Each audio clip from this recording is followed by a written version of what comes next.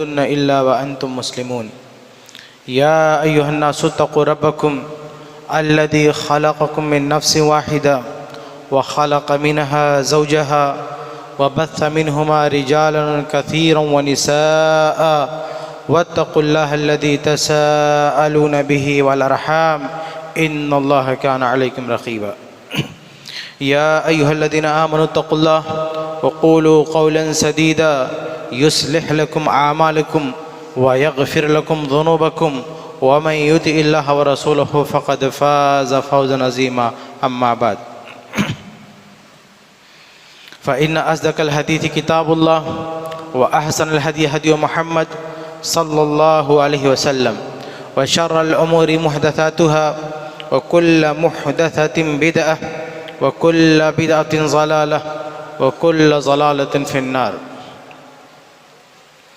وعن عائشة رضي الله تعالى عنها قالت سئل النبي صلى الله عليه وسلم أي الأعمال أحب إلى الله تبارك وتعالى فقال أدومها وإن قل رواہ البخاری۔ محترم حاضرین، سامعین سامعات، اللہ کے فضل و کرم سے رمضان کا مہینہ ہمارے بیچ آیا اور گزر گیا، اور اللہ رب العالمین نے جن کو توفیق دی انہوں نے اس مہینے سے بہت فائدہ اٹھایا۔ لیکن اس مہینے میں جو کچھ ہم نے عمل اپنایا ہے، ہماری ذمہ داری یہ ہونی چاہیے کہ ہم اس پر استقامت کا ثبوت دیں، اس پر ہمیشگی کا ثبوت دیں۔ ایسا نہ ہو کہ رمضان کی گزرتے ہی ہماری جو دینی عملی سرگرمیاں تھیں وہ موقوف ہو جائیں۔ ایمان اور عمل یہ دونوں وقتی چیز نہیں ہے، بلکہ زندگی بھر کے لیے اس پہ استقامت ہونا چاہیے۔ اگر ہم نے اللہ پر ایمان لایا ہے، اللہ کو اپنا رب مانا ہے، تو اس پہ بھی استقامت ہونی چاہیے، اور اللہ تعالیٰ کی بندگی شروع کی ہے تو اس پر بھی استقامت اور ہمیشگی ہونی چاہیے۔ صحیح بخاری کی حدیث ہے، اما عائشہ رضی اللہ تعالیٰ عنہ سے سوال، اما عائشہ رضی اللہ عنہ فرماتی ہیں کہ سئل النبی صلی اللہ علیہ وسلم، کہ اللہ کے نبی صلی اللہ علیہ وسلم سے پوچھا گیا کہ ای الاعمال احب الی اللہ تبارک و تعالی، کہ اللہ رب العالمین کے یہاں سب سے محبوب عمل کون سا ہے، یعنی بندوں کے کون سے اعمال کو اللہ تعالیٰ بہت زیادہ پسند کرتا ہے۔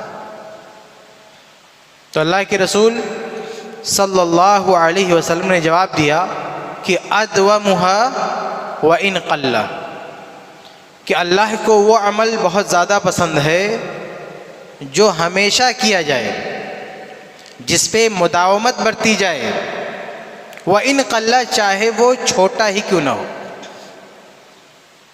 چاہے وہ عمل کم ہی کیوں نہ ہو۔ اس حدیث سے پتہ چلتا ہے کہ عمل چاہے کم ہی کیوں نہ ہو، اگر اسے مسلسل کیا جائے تو اللہ تعالیٰ اسے بہت پسند کرتا ہے۔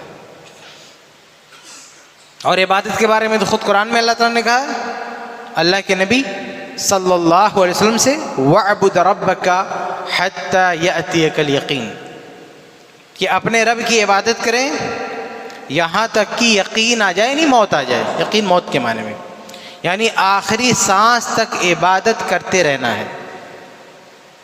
تو عبادت ہو، ایمان ہو، یہ عارضی شے نہیں ہے کہ کبھی ہم نے اپنے اندر ایمان جگایا، کبھی ہم نے اپنے آپ کو عبادت پر آمادہ کیا پھر اس کو موقوف کر دے، ایسا نہیں ہے۔ بلکہ اگر ہم نے ایمان لایا تو ہمیں اسی پہ جم جانا چاہیے، ہم نے عبادت شروع کی تو ہمیں اسی پر جم جانا چاہیے۔ آئیے دیکھتے ہیں کہ رمضان میں ہم نے بہت ساری عبادتیں کی ہیں، ان میں سے کچھ عبادتوں کے بارے میں بات کرتے ہیں کہ وہ عبادتیں بطور خاص جاری رہنی چاہیے۔ ہم نے بہت کچھ کیا ہے رمضان میں، لیکن چند عبادتیں ایسی ہیں جس میں سستی نہیں ہونی چاہیے، جو رمضان بعد کیا زندگی بھر ہماری زندگی میں شامل ہونی چاہیے۔ سب سے پہلی چیز جو رمضان میں ہم نے دیکھی ہے، بڑی ہی بابرکت چیز ہے، وہ توحید ہے۔ صرف ایک اللہ رب العالمین سے لگاؤ ہے۔ یہ صرف رمضان ہی واحد مہینہ ہے جس میں اس امت کے یہاں کوئی شرکیہ رسم و رواج نہیں ہے۔ چھوٹی موٹی غلطیاں ہوتی ہیں، لیکن کوئی شرکیہ تیوہار، کوئی شرکیہ رسم، کوئی شرکیہ ان کا کاروبار ہو، ایسا رمضان میں دیکھنے کو نہیں ملتا ہے، دوسرے مہینوں میں دیکھنے کو ملتا ہے۔ رمضان میں پورے مسلمان سب کے سب صرف اللہ تعالیٰ کے سامنے جھکتے ہیں، روزہ رکھتے ہیں صرف اللہ کے لیے، تراویح پڑھتے ہیں صرف اللہ کے لیے، زکوٰۃ دیتے ہیں صرف اللہ کے لیے، ذکر و اذکار، تسبیح، جو کچھ بھی رمضان میں مسلمان کرتا ہے اس میں اللہ کے علاوہ کسی کے لیے کوئی حصہ نہیں۔ کبھی دیکھنے میں نہیں آتا ہے کہ کوئی بندہ رمضان میں جا کے کسی بزرگ کے ہاں حاضری دے کہ وہاں ہم کو کچھ ملنے والا نہیں۔ ایک توحید کا اور ایمان کا ایک رشتہ ہوتا ہے رمضان میں، صرف بندہ جھکتا اللہ کے سامنے، تو اللہ رب العالمین سے جو تعلق جڑتا ہے رمضان میں وہ کسی اور مہینے میں نہیں جڑتا۔ اور مہینے میں تو پتہ نہیں کہاں سے آدمی جڑ جاتا ہے، پیروں سے، فقیروں سے، بابوں سے، پتہ نہیں کن لوگوں سے جڑ جاتا ہے، لیکن رمضان میں مسلمان صرف اللہ سے جڑتا ہے، صرف اللہ کے سامنے جھکتا ہے، صرف اللہ کے لیے عبادت کرتا ہے۔ اسی کو کہتے ہیں توحید۔ تو یہ جو رمضان میں ہم نے کر کے دکھایا ہے، صرف اللہ کے لیے عبادت کرنا، دعا بھی کرنا تو صرف اللہ کے لیے، اللہ سے مانگنا، اللہ سے مغفرت طلب کرنا، یہ ادا اور توحید کی یہ دولت ہمارے پاس ہمیشہ باقی رہنی چاہیے۔ اگر ہم نے صرف اللہ کو اپنا رب مان لیا، اسی پہ جم جانا چاہیے۔ اللہ فرماتا ہے ان الذین قالوا ربنا اللہ ثم استقاموا، جن لوگوں نے کہا کہ اللہ ہمارا رب ہے پھر اسی پر ڈٹ گئے، تتنزل علیہم الملائکہ الا تخافوا ولا تحزنوا وابشروا بالجنۃ التي کنتم توعدون۔ ایسے لوگوں کی جب موت آئے گی تو فرشتے آ کے کہہ دیں گے مرتے وقت کہ ڈرو نہیں، گھبراؤ نہیں، تمہارے لیے تو جنت ہے۔ تو یہ بہت بڑی بشارت جو موت کے وقت انسان کو دے دی جاتی ہے، کس کو دی جائے گی؟ جو توحید پر ہوگا، جو اللہ رب العالمین کو رب ماننے کے بعد اسی پر ڈٹ جائے، وہاں سے ہلے مت۔ صحیح مسلم کی ایک روایت ہے کہ ایک شخص اللہ کے نبی صلی اللہ علیہ وسلم کے پاس آتا ہے اور کہتا ہے اللہ کے نبی ہمیں ایک چھوٹی سی بات بتا دیں جو بہت ساری باتوں کے لیے کافی ہو، ہمیں اور کچھ پوچھ تاچھ نہ کرنا پڑے۔ تو اللہ کے نبی صلی اللہ علیہ وسلم نے کہا قل آمنت باللہ ثم استقم، بس اتنا کہا کہ اگر کم سے کم الفاظ میں تمہیں سب کچھ حاصل کرنا ہے تو کہہ دو آمنت باللہ، میں اللہ پر ایمان لایا، ثم استقم، پھر اسی پر ڈٹ جاؤ، وہاں سے ہلنا نہیں۔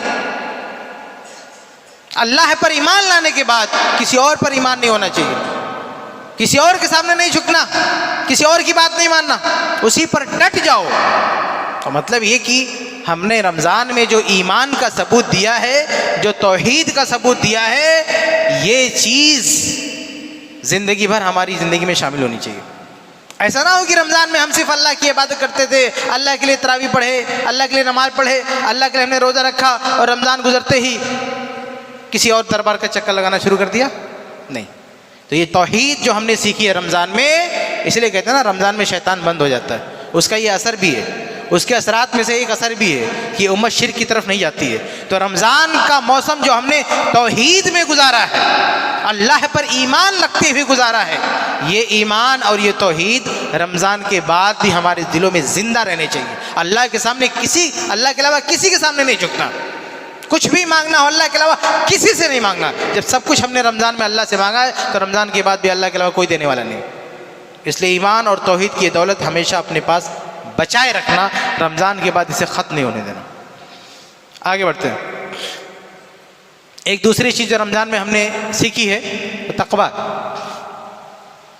بلکہ روزے کا مقصد ہی اللہ تعالیٰ نے بتایا کہ کتب علیکم الصیام کما کتب علی الذین من قبلکم لعلکم تتقون، کہ روزہ تم پہ فرض کیا گیا ہے جیسے پہلے لوگوں پر فرض تھا۔ مقصد یہ ہے کہ تمہارے اندر تقویٰ آ جائے۔ تقویٰ کیا ہے؟ تقوی کا سب سے بڑا معیار ہے کہ آدمی تنہائی میں اکیلا ہو تو بھی اللہ سے ڈرنا سیکھ جائے. عام طور سے یہ صفت اور یہ خوبی کہ بندہ اکیلا ہو تو بھی اللہ سے ڈرنے لگ جائے، یہ خوبی عام طور سے ہمارے دلوں میں نہیں آتی الا ماشاء اللہ. تو اس کے لیے اللہ نے روزے کی ہم کو عبادت دی ہے کہ روزے کی عبادت، یہ روزہ ہم کو سکھاتا ہے کہ تنہائی میں اللہ سے کیسے ڈرا جاتا ہے. چنانچہ ہم تنہا ہوتے ہیں، بند کمرے میں ہوتے ہیں، اپنے گھر میں ہوتے ہیں، کوئی نہیں دیکھ رہا ہے، تو بھی ہم کچھ نہ کھاتے ہیں نہ پیتے ہیں. فریج میں سب کچھ رکھا ہے لیکن نہیں کھاتے. کیوں؟ ہمارا یہ ایمان ہے کہ یہاں کوئی نہیں لیکن اللہ ہم کو دیکھ رہا ہے. تو اس کو کہتے ہیں تنہائی میں اللہ سے ڈرنا. اچھا، یہ ادا اور یہ خوبی اور روزے کے علاوہ اور ہماری زندگی میں نہیں ہوتی ہے. آدمی چوری کرنے جاتا ہے، دیکھتا کوئی نہیں ہے، چرا لیتا ہے. کسی کے پاس پیسہ آیا اس میں ادھر ادھر کر دیتا ہے، یعنی وہاں بےایمانی کر لے گا، چوری کر لے گا، گناہ کر لے گا وہاں، کیونکہ اس کو تقویٰ نہیں معلوم ہے. لیکن روزے کی حالت میں واقعی اگر بندہ روزہ ہے تو کچھ بھی ہو جائے، وہ پانی کا ایک قطرہ حلق سے نیچے جاتا ہے تو ڈرتا ہے. ڈرتے ڈرتے وضو بھی کرتا ہے تو ڈرتے ڈرتے کہیں روزہ ٹوٹ نہ جائے. تو یہ جو التقویٰ ہمیں روزہ سکھاتا نا، یہ اس لیے نہیں کہ رمضان کے حد تک ہے، یہ تو ایک ٹریننگ ہے کہ اللہ سے کیسے ڈرا جاتا ہے. مقصد یہ ہے کہ یہ اللہ کا خوف، تنہائی میں اللہ سے ڈرنے کی عادت رمضان کے بعد بھی ہمارے اندر ہونی چاہیے. رمضان کیا پوری زندگی میں ہمارے اندر ہونی چاہیے. تقویٰ ہی رہے گا تو ہی تبھی جنت ملے گی. اللہ تعالیٰ نے قرآن میں کیا کہا ہے؟ تِلْكَ الْجَنَّةُ الَّتِي نُورِثُ مِنْ عِبَادِنَا مَنْ كَانَ تَقِيًّا. من کان تقیہ، کہ یہ جنت یہ ہم اپنے ان بندوں کو دیں گے من کان تقیہ، جو تقوی والے ہوں گے، جو تقوی اختیار کریں گے.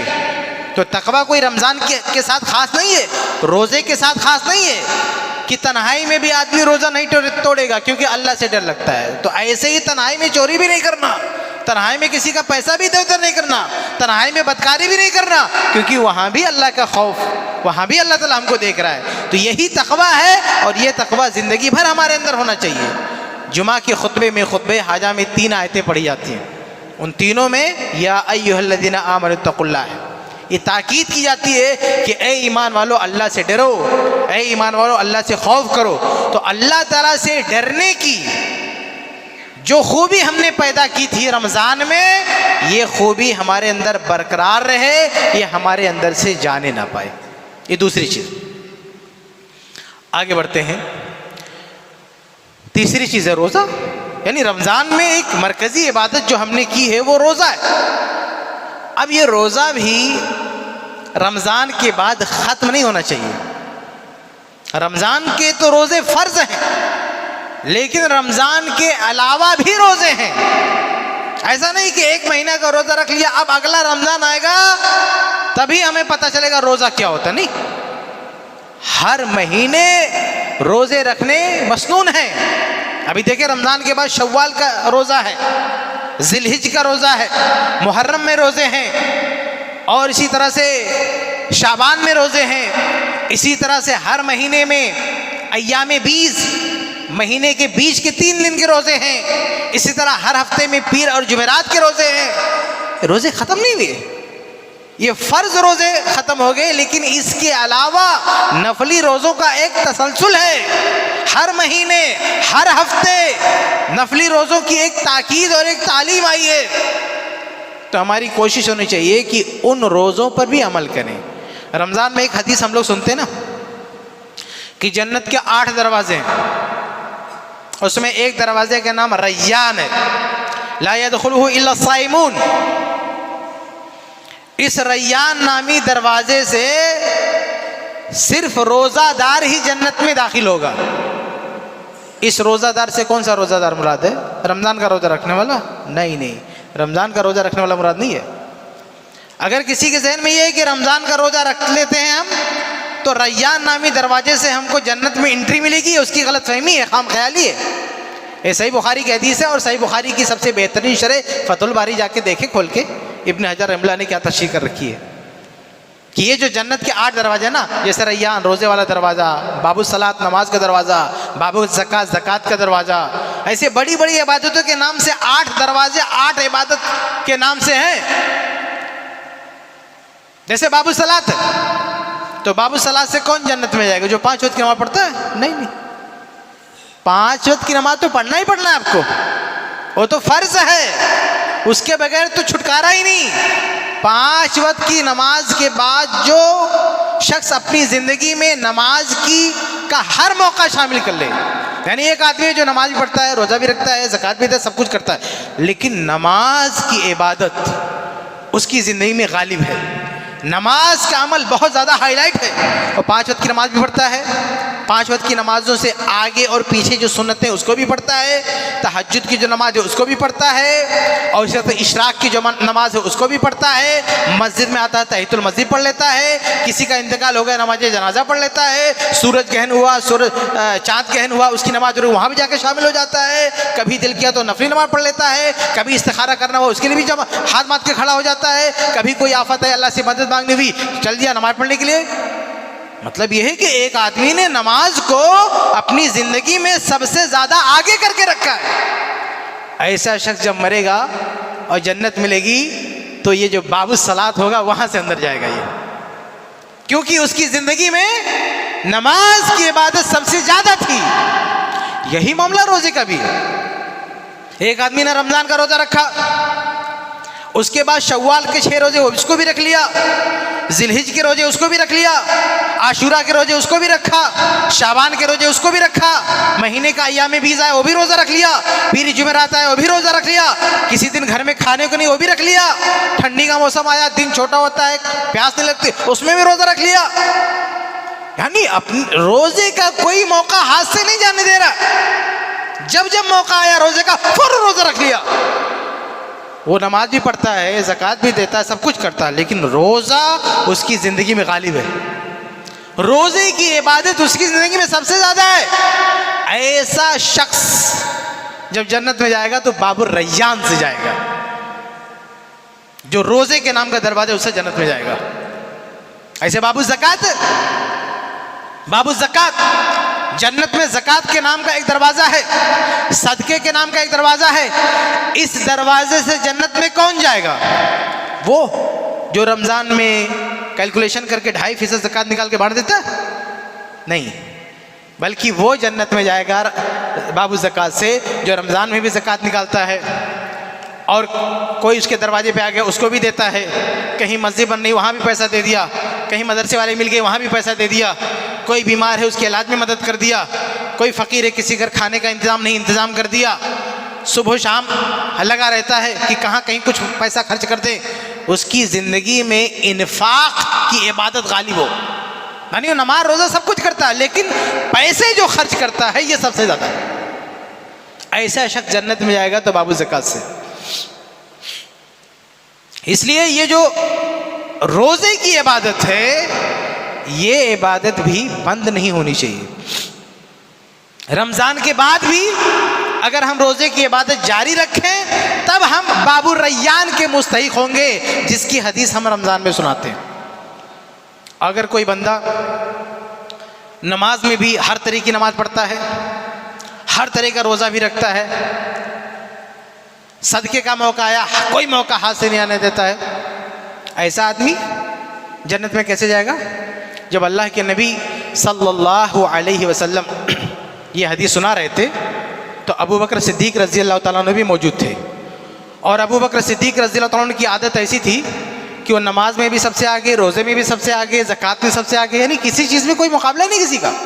اس کا اندازہ کرنا تو صحیح مسلم کچھ حدیث سے کرو کہ اللہ کے نبی ایک مرتبہ مسجد میں بیٹھے ہوئے تھے، اچانک ایک سوال کیا کہ آج تم میں سے کوئی روزہ ہے؟ کہ حل اصبح منکم اليوم صائما، تم میں سے کوئی ہے جو آج روزے سے ہو؟ صحابہ کرام بیٹھے ہوئے. یہ رمضان کا مہینہ نہیں ہے، رمضان کے علاوہ مہینہ ہے، اور اللہ کے نبی اچانک سوال کرتے ہیں کہ آج کوئی روزہ ہے؟ کوئی جواب نہیں دیتا. قال ابو بکر انا، ابو بکر صدیق رضی اللہ تعالیٰ نے کہا کہ میں، اللہ کے نبی آج میں روزہ سے ہوں. آپ سوچیں کہ یہ بندہ کتنا روزہ رکھتا تھا کہ جس دن کوئی روزہ نہیں رکھے ہوئے اس دن خلیفہ اول روزہ رکھے. ابو بکر صدیق نے روزہ رکھا ہوا ہے. ایک دوسرا سوال کرتے ہیں اللہ کے نبی.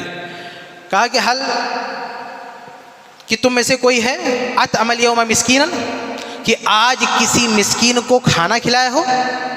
ایسا کوئی ہے؟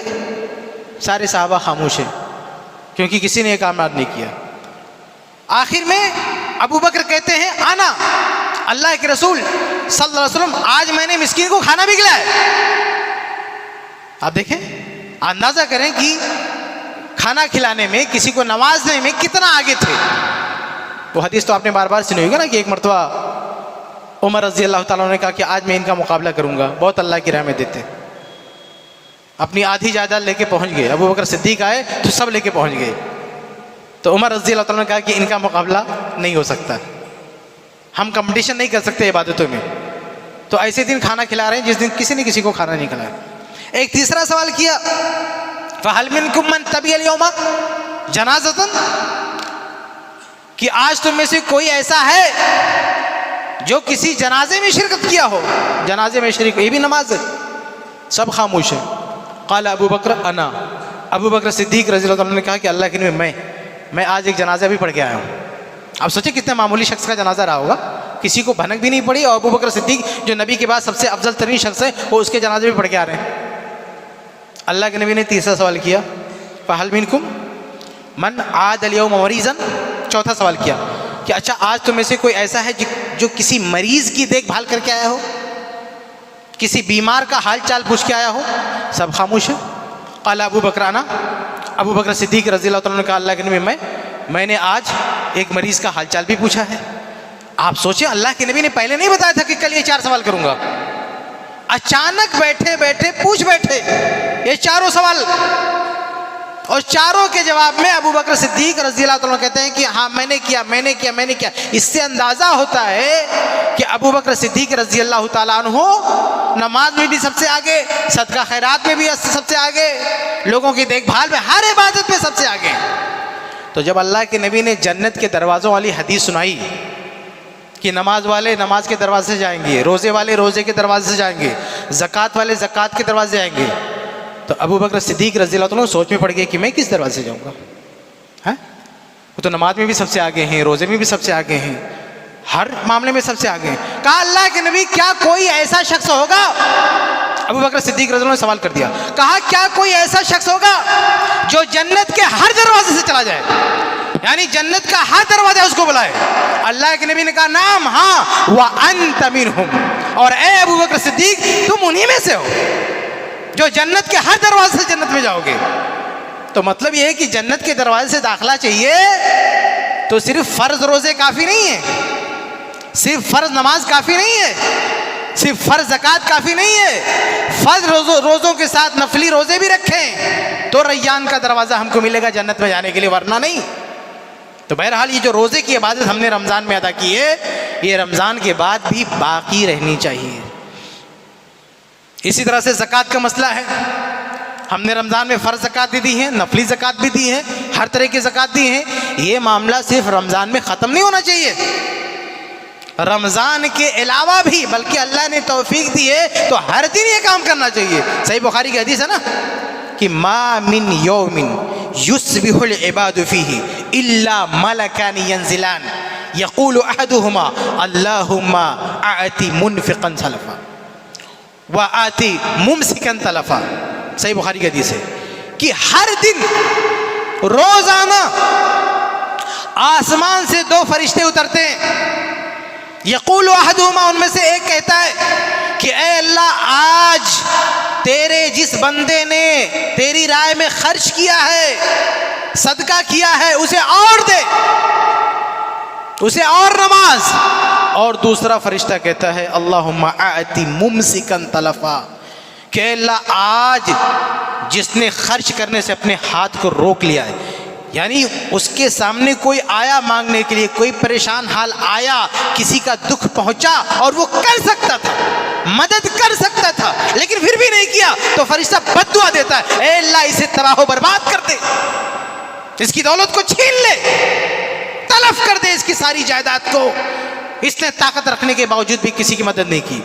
یہ اللہ کے 2 فرشتے ڈیلی آتے ہیں، ما من یوم یصبح العباد، کوئی دن ایسا نہیں گزرتا ہے کہ 2 فرشتے آسمان سے نہ اترے. یہ صرف رمضان میں نہیں آتے ہیں کہ صدقہ کرنے والوں کو دعا دیں یا صدقہ نہ کرنے والوں کو بد دعا دیں. یہ ڈیلی آتے ہیں اور ڈیلی دعا دیتے ہیں. روزانہ جو لوگ صدقہ کرتے ہیں اور روزانہ جو لوگ روکتے ہیں طاقت رکھنے کے باوجود بھی ان کو بد دعا دے کے جاتے ہیں. تو پتہ کیا چلا، صدقے کی عبادت بھی روزانہ ہونی چاہیے، یا جب جب اللہ نے توفیق دی.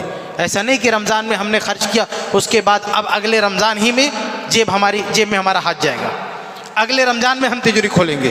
اس بیچ میں چاہے کوئی مر رہا ہو، چاہے کوئی سسک رہا ہو، چاہے کوئی بلک رہا ہو، کسی کو ایک چونی دے دیں گے. ہم نے تو دے دیا. ایسا نہیں ہونا چاہیے. تو یہ جو انفاق کی عبادت ہے، صدقہ خیرات کی عبادت ہے، یہ جاری رہنی چاہیے رمضان کے بعد بھی. آگے بڑھتے ہیں. نماز، زکوٰۃ کے ساتھ ساتھ نماز ایک عبادت ہے جو ہم نے رمضان میں پابندی سے ادا کیا. فرض نماز، 5 وقت کی نماز. ہم نے نوافل بھی کی پابندی کی ہے تو فرض نماز تو اس سے زیادہ ہے. تو یہ نماز بھی رمضان کے بعد بند نہیں ہونا چاہیے. کتنے سارے لوگ ہیں جو رمضان میں نماز شروع کر دیتے پڑھنا، یہ بہت اچھی بات ہے، یہ غلط بات نہیں ہے. لیکن اب آپ نے شروع کر دیا ہے تو اب یہ سلسلہ رکنا نہیں چاہیے. اب رمضان کے بعد یہ سلسلہ، نماز کا سلسلہ نہیں رکنا چاہیے. اللہ رب العالمین نے کن نمازیوں کی تعریف کی ہے؟ ان نمازیوں کی قرآن میں اللہ تعالیٰ نے کہا اِلَّا الَّذِينَ هُمْ عَنْ صَلَاتِهِمْ دَائِمُونَ، کہ اللہ کی بارگاہ میں وہ نمازی کامیاب ہوں گے، صلاتہم دائمون، جو اپنی نماز پہ مداومت برتتے ہیں، اپنی نماز میں ہمیشگی برتتے ہیں. ایسا نہیں کہ نماز پڑھا کچھ ٹائم کے لیے پھر چھوڑ دیا. جو مسلسل نماز پڑھتے ہیں. اور نماز ایک ایسی عبادت ہے جو کسی بھی حالت میں معاف نہیں ہے. اگر آپ کا دماغ کام کر رہا نا، دماغ ورکنگ میں ہے، تو چاہے آپ کا ہاتھ نہ ہلا ہو، آپ کا پیر نہ ہلا ہو، پورا جسم فالج زدہ ہو، تو بھی چھٹی نہیں ہے. ہر حال میں نماز پڑھنا ہے. کیسی بھی آفت آئے، اگر آپ ہوش میں ہیں تو ایسا کوئی آپشن نہیں ہے کہ نماز چھوڑ دو. بہت کر سکتے تو ڈیلے کر سکتے کہ چلو ابھی نہیں بعد میں پڑھ لیں گے، لیکن یہ کہ معاف ہو جائے نہیں. یہ صرف عورتوں کے لیے ہے نماز معاف ہے جب ان کو حیض کا خون آتا ہے. باقی چاہے عورت ہو چاہے مرد ہو، کسی بھی کنڈیشن میں نماز معاف نہیں ہے.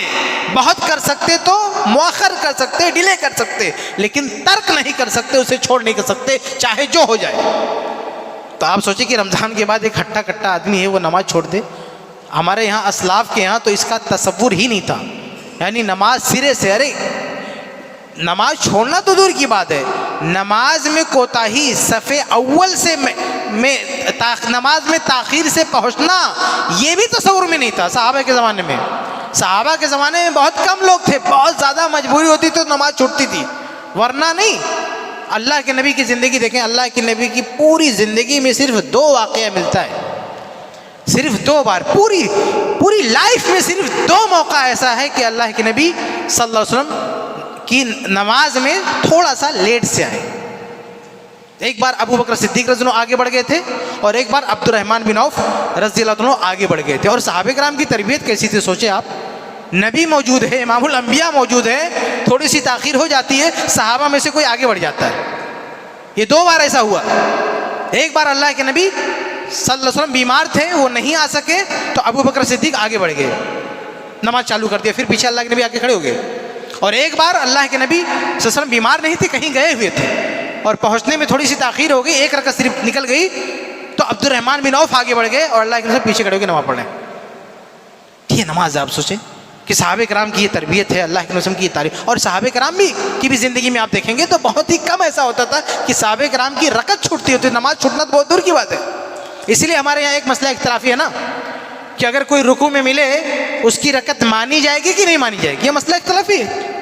کیوں اختلافی ہے؟ کیونکہ صحابہ کرام میں اس کی ایگزامپل نہیں ملتی ہے، اس کی مثالیں نہیں ملتی. ایک کا دکا مثالیں ملتی ہیں لیکن وہ پوری سین کلیئر نہیں ہے، بہت واضح نہیں ہے. تو اگر ایسا ہمیشہ ہوتا نا کہ رکوع میں آ کے لوگ شامل ہو رہے ہیں تو ہزاروں روایتیں ہوتی، بے شمار واقعات ہوتے، مسئلہ بڑا حل ہو جاتا. لیکن اس مسئلے میں اختلاف اس وجہ سے ہوا کیونکہ اس کی ایگزامپل، اس کی مثال نہیں ملتی ہے عہد رسالت میں، عہد صحابہ میں. ایسے ہی ایک اور مسئلہ اختلافی ہے کہ مسجد میں ایک بار جماعت ہو جائے تو دوسری جماعت بنا سکتے کہ نہیں بنا سکتے؟ یہ مسئلہ اختلافی ہے. یہ کیوں اختلافی ہے؟ کیونکہ یہ نوبت ہمارے دور میں آ رہی ہے کہ ایک جماعت ہو گئی پھر بھی کچھ لوگ پہنچ رہے ہیں. نبی کے دور میں یہ نوبت ہی نہیں آتی تھی. اللہ کے نبی کی پوری زندگی میں صرف دو بار ایسا ہوا ہے کہ جماعت ختم ہو گئی ہے اور کوئی آئے نماز پڑھنے کے لیے. یعنی جماعت کے ختم ہونے کے بعد کوئی مسجد میں آیا. اس کی مثال پوری عہد رسالت میں صرف 2 مثال ملتی ہے. ایک مثال میں صرف ایک صحابی تھے, صرف ایک صحابی. جماعت ختم ہو گئی, جماعت ختم ہونے کے بعد ایک صحابی آ رہے ہیں, باقی کوئی ہے ہی نہیں. تو سنن ابی داؤد وغیرہ کی روایت ہے. تو اللہ کے نبی صلی اللہ علیہ وسلم نے دیکھا کہ بھائی ان کی جماعت چھوٹ گئی ہے, تو آپ نے کہا کہ بھائی آپ لوگوں میں سے کوئی ہو تو ذرا کھڑے ہو جائے ان کے ساتھ میں, مطلب جماعت ہو جائے ان کی چھوٹ گئی ہے. آپ سوچیں کہ اللہ کے نبی صلی اللہ علیہ وسلم سوچ رہے ہیں کہ ان کی جماعت چھوٹ گئی تو کوئی اور سپورٹ پہ کھڑا ہو جائے, ان کو بھی جماعت مل جائے. اور اسی طرح سے ایک دوسرا واقعہ, بس باقی کوئی واقعہ نہیں ملتا. تو اس سے آپ اندازہ کریں کہ ہمارے جو اسلاف تھے وہ نماز کے کتنے پابند تھے. اس لیے ہمیں بھی صرف رمضان کی حد تک کے بعد نہیں کرنی, رمضان کے بعد بھی عبادت جاری رہنی چاہیے. آگے بڑھتے ہیں. اسی طرح سے تراویح کا مسئلہ ہے جس کا نام تہجد ہے. عام دنوں میں اسی کو تہجد کہتے ہیں اور رمضان میں اسی کو تراویح کہتے ہیں. یہ نماز بھی رمضان کے ساتھ خاص نہیں ہے. اگر ہم نے تراویح پڑھنی شروع کر دی ہے تو اللہ سے مدد مانگنی چاہیے کہ اللہ اسے ہمیشہ ہماری زندگی میں شامل کر دے. رمضان کے بعد بھی آپ کو پڑھنا چاہیے. چنانچہ صحیح بخاری کی حدیث ہے, اللہ کے نبی صلی اللہ علیہ وسلم نے عبداللہ بن عمرو بن عاص رضی اللہ تعالیٰ عنہ سے کہا کہ یا عبداللہ لا تکم مثل فلاں کان یقوم اللیل فترک قیام اللیل. صحیح بخاری کی روایت ہے کہ اللہ کے نبی صلی اللہ علیہ وسلم نے عبداللہ بن عمرو بن عاص رضی اللہ عنہ سے کہا کہ اے عبداللہ تم فلانے کی طرح مت ہو جانا, اس نے رات میں نماز پڑھنا شروع کیا تھا پھر چھوڑ دیا. یعنی تہجد شروع کیا چھوڑ دیا, ایسا مت بننا. اگر شروع کر دیا ہو تو ڈٹے رہنا. تہجد ایک بار تم نے شروع کر دی پڑھتے رہنا. تو ہمارے اسلاف تھے وہ چاہے رمضان ہو چاہے غیر رمضان ہو یہ نماز پڑھتے تھے. رمضان میں اسی کا نام تراویح ہے, غیر رمضان میں اسی کا نام تہجد ہے. آگے بڑھتے ہیں. ایک اور عبادت جو رمضان میں ہمارے یہاں پائی جاتی ہے, رمضان کی بعد اس کا شوق نہیں دکھتا ہے, وہ ذکر و اذکار ہے. اللہ تعالیٰ کا ذکر, اذکار, دعاؤں کا اہتمام, یہ عبادت بھی زندگی بھر ہمارے ساتھ ہونی چاہیے. کم سے کم جو نماز کے بعد کے اذکار ہیں وہ ہمیشہ ہمیں پڑھنے چاہیے. اسی طرح سے ایک بہت قیمتی چیز ہے صبح و شام کے اذکار. صبح کی دعائیں, شام کی دعائیں, صبح کے اذکار, شام کے اذکار, یہ اتنے پاورفل اذکار ہیں کہ اگر کوئی شخص اس کی پابندی کر لے تو اسے شیطان, بھوت, پریت سے ڈرنے کی ضرورت نہیں ہے. اور انسانوں میں جو خناس, سازشی, حاسدین, مکار, ان سے بھی ڈرنے کی ضرورت نہیں ہے. اس میں سب کا علاج ہے. اگر صبح و شام اگر کوئی ان اذکار کی پابندی کرے تو اللہ تعالیٰ کی حفاظت میں رہتا ہے. نہ شیطان اس کا کچھ بگاڑ سکتا ہے, نہ انسان نما شیطان اس کا کچھ بگاڑ سکتا ہے. جیسے اگر ہم اس دنیا میں آئے ہیں تو اگر آخرت بنانا چاہتے ہیں تو شیطان کو تکلیف ہوتی ہے, اور دنیا میں کچھ حصہ ہو جائے تو لوگوں کو تکلیف ہوتی ہے. تو ان دونوں تکلیف سے کبھی کبھی آدمی کا نقصان ہو جاتا ہے اگر آدمی اپنے ڈیفنس میں کوئی قدم نہ اٹھائے. تو ہر آدمی کو اپنا ڈیفنس بھی مضبوط رکھنا چاہیے, اور اس کا بہترین طریقہ ہے صبح و شام کے اذکار. یعنی صبح تو یہ جو اذکار ہیں, یہ جو دعائیں ہیں جن کا شوق ہم نے رمضان میں دیکھا اپنے اندر, دوسروں کے اندر, تو یہ شوق بھی برقرار رہنا چاہیے. رمضان کے بعد بھی ذکر و اذکار کا سلسلہ جاری رہنا چاہیے, دعاؤں کا سلسلہ جاری رہنا چاہیے. اور دعا ہی اللہ کے نبی کی ایک حدیث ہے, الدعاء هو العبادہ, دعا ہی تو عبادت ہے, یہ سب سے بہترین عبادت ہے. اس لیے یہ سلسلہ نہیں رکنا چاہیے. آگے بڑھتے ہیں. ایک اور چیز جو رمضان میں ہم نے اپنے اندر شامل کی, استغفار, اللہ تعالیٰ سے توبہ, گناہوں سے دوری. تو توبہ کی جو اہم شرطیں ہیں ان میں سے ایک بنیادی شرط کیا ہے کہ ایک آدمی اگر کسی گناہ سے رک جائے تو یہ عہد کرے کہ دوبارہ یہ گناہ نہیں کروں گا. تو ابھی رمضان میں کسی گناہ کو چھوڑ دے اور رمضان بعد پھر اس کو ری اسٹارٹ کر دے تو توبہ کہاں اس کی ہوئی. تو رمضان جو توبہ کا مہینہ ہے، مغفرت کا مہینہ ہے، رمضان میں جو ہم نے توبہ کی ہے وہ توبہ حقیقی توبہ تبھی ہوگی، وہ استغفار حقیقی استغفار تبھی ہوگا جب ہم نے جن گناہوں سے دور رہنے کا فیصلہ کیا ہے اس فیصلے پر باقی رہے، اس فیصلے پر ڈٹے رہے۔ صرف رمضان کی حد تک ہم نے کوئی برائی چھوڑ دی ہے، بعد میں پھر سے اس کو شامل کر لیا تو یہ توبہ ہوئی نہیں، یہ استغفار ہے ہی نہیں۔ استغفار کی بنیادی شرط ہے کہ آدمی یہ عہد کرے، جب اللہ سے توبہ کرے نا تو یہ عہد کرے اے اللہ یہ کام اب میں دوبارہ نہیں کروں گا، تبھی جا کے توبہ قبول ہوگی۔ لیکن آدمی کہے کہ رمضان تک کے لیے چھوڑ دیتا ہوں، یہ کون سی توبہ ہے؟ یہ توبہ ہے ہی نہیں۔ اس لیے میرے بھائیوں، ہم نے رمضان میں اپنے آپ کو جن گناہوں سے دور رکھا ہے، اللہ کے سامنے جو ہم نے توبہ کی ہے، جو ہم نے استغفار کیا ہے، اس پر بھی استقامت دکھانے کی ضرورت ہے، اور اس پہ استقامت کا طریقہ کیا ہے کہ رمضان کے بعد بھی ہماری زندگی میں دوبارہ یہ گناہ نہ آنے پائے، چاہے نماز چھوڑنے کا گناہ ہو، چاہے چوری کرنے کا گناہ ہو، چاہے بدکاری کرنے کا گناہ ہو، بے ایمانی کرنے کا گناہ ہو، یا گالی گلوچ کرنے کا گناہ ہو۔ جن گناہوں سے ہم نے اپنے آپ کو رمضان میں بچایا ہے، رمضان کے بعد بھی یہ گناہ ہمارے قریب نہ آنے پائے، ورنہ ہماری توبہ نہیں ہو، ہماری توبہ کا کوئی مطلب نہیں رہ گیا۔ کیونکہ حقیقی توبہ یہ ہے کہ آدمی رکے اور اس کے بعد اسی پر ڈٹ جائے، دوبارہ اس طرف نہ جائے۔ اللہ کے نبی صلی اللہ علیہ وسلم نے ایک حدیث میں کہا کہ ثلاث من کن فیہ وجد حلاوۃ الایمان، کہ تین چیزیں جس کے اندر ہوں وہ اسے ایمان کی مٹھاس محسوس ہوگی، ذائقہ۔